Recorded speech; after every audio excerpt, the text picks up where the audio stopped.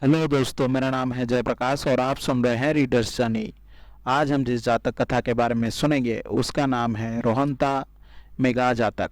बोधिसत्व कवि स्वर्ण मृग थे जो हिमालय में रहने वाले 80,000 मृगों के झुंड के राजा थे।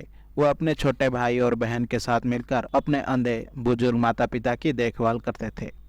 एक बार एक शिकारी ने बोधिसत्व को देखा और बाद में अपनी मृत्युशैया पर अपने बेटे को इस राजस्वी दृश्य के बारे में बताया, ताकि अगर राजा का स्वर्ण मृग के बारे में पूछे तो उसे बता सके। एक रात मुख्य रानी ने एक स्वर्ण मृग को सोने के आसन से उपदेश देते हुए सपना देखा और अगले दिन उसने राजा से कहा कि वो वास्तविक जीवन में ऐसा चाहती है। उसने बीमारी का बहाना करके राजा को ऐसे करने की विनती की और कहा कि अगर उसकी इच्छा पूरी नहीं हुई तो वो मर जाएगी। जब राजा के दरबारियों और ब्राह्मणों ने उसे आश्वस्त किया कि ऐसे जीव मौजूद हैं, तो उसने राजा के शिकारियों को बुलाया और पूछा कि क्या कोई जानता है कि स्वर्ण मृग कहाँ मिलते हैं। केवल उस व्यक्ति ने उत्तर दिया जिसे उसके मृत पिता ने सूचित किया था, और राजा ने उसे पकड़ने पर उसे भरपूर इनाम देने का वादा किया।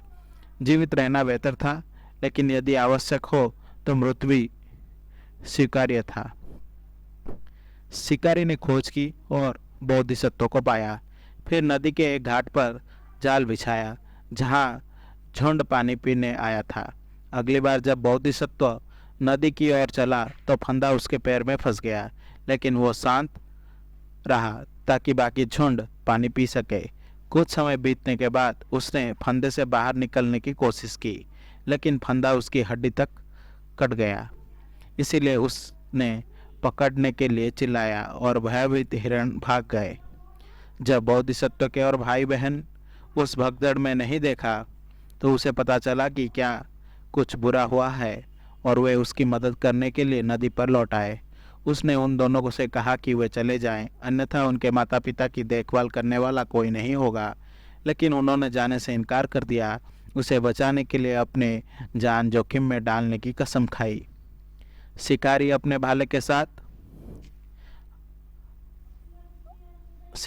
भाले को हाथ में लेकर जाल की ओर भागा, लेकिन जब उसने 3 हिरणों को एक साथ देखा तो वो रुक गया।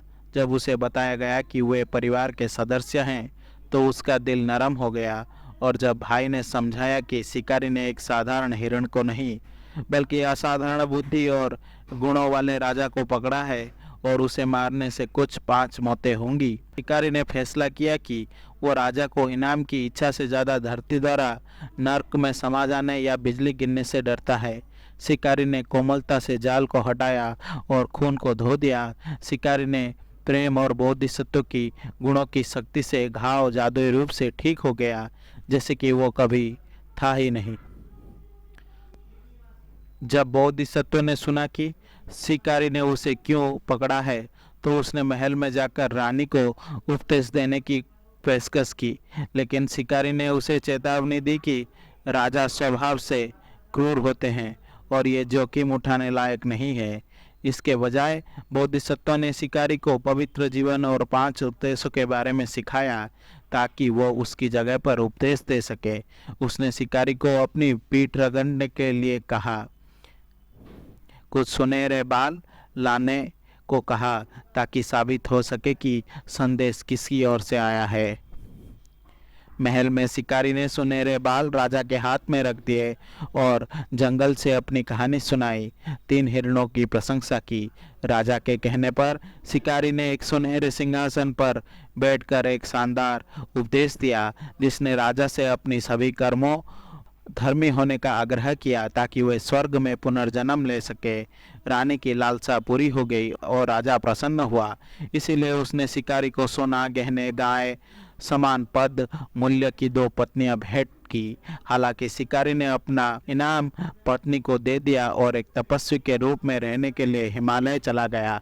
ये कहानी बुद्ध के जीवन काल में बुद्ध का भाई आनंद का पूर्व जन्म था। बोधिसत्व का भाई आनंद का पूर्व जन्म था, जो बुद्ध के शीर्ष शिष्यों में से एक का था। जब बुद्ध के एक शिष्य देवदत्त ने, जो उनका शत्रु बन गया, बुद्ध को मारने की अपना तीसरा प्रयास किया, जब बुद्ध सुबह की भिक्षा के लिए घूम रहे थे तब उन्होंने नशे में धुत भयंकर हाथी को सड़क पर छोड़ दिया। लोगों ने बुद्ध से कहा कि वह शहर ना जाए, लेकिन वे हमेशा कहते रह ही चले गए।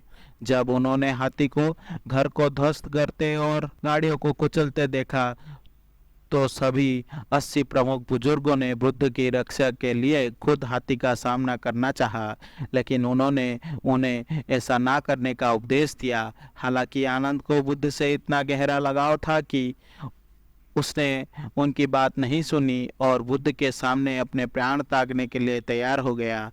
आनंद द्वारा बुद्ध के 2 आदेशों का अनदेखा करने के बाद बुद्ध ने अपने अलौकिक शक्तियों का उपयोग करके आनंद को उसके पीछे भेज दिया। जैसे ही हाथी ने हमला किया, उसने बुद्ध के शानदार रूप को देखा और उनके चरणों में गिरकर पूजा की, फिर कभी किसी व्यक्ति को नुकसान नहीं पहुंचाया। बाद में जब बुद्ध ने अपने कुछ शिष्यों को आनंद द्वारा उनके लिए अपने प्राण त्यागने की इच्छा के बारे में चर्चा करते हुए सुना, तो उन्होंने उन्हें ये कहानी सुनाई ताकि वे जान सके कि आनंद ने अतीत में भी उनके लिए अपने प्राणों की बाजी लगाई थी। राजा, रानी और बोधिसत्व की बहन बुद्ध के 3 शीर्ष शिष्यों सारिपुत्र, खेमा और उपलवन्ना के पूर्व जन्म थे और शिकारी राजकुमार सिद्धार्थ के सारथी चन्ना का पूर्व जन्म था, जो बाद में एक शिष्य बन गया। बोधिसत्व के अंधे माता पिता राजा के माता और पिता के पूर्व जन्म थे और 80,000 हिरण बुद्ध के शाक्य वंश के पूर्व जन्म थे। आशा करता हूँ कि आपको ये जातक कथा अच्छी लगी होगी। अगर आपको मेरी वीडियो पसंद आई तो इसे लाइक करें और शेयर करें और ऐसे वीडियोस देखने के लिए मेरे चैनल को सब्सक्राइब करें।